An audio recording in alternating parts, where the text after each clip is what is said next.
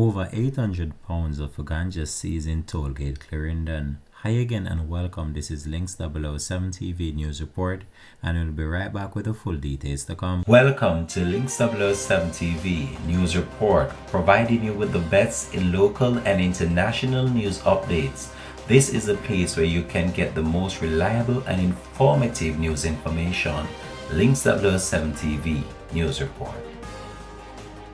Welcome back and thanks for joining us. This is Links 007 TV News Report. A St. Elizabeth man remains in custody in connection with the seizure of over 800 pounds of ganja in tollgate Clarendon.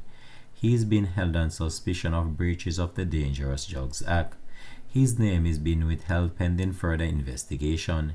It is reported that at around 11:20 a.m. on Thursday, May 29, the police narcotics personnel were in the area and carried out a mobile stop during which the ganja was discovered. The police investigation continues. This has been Links 007 TV News Report. Thanks for watching.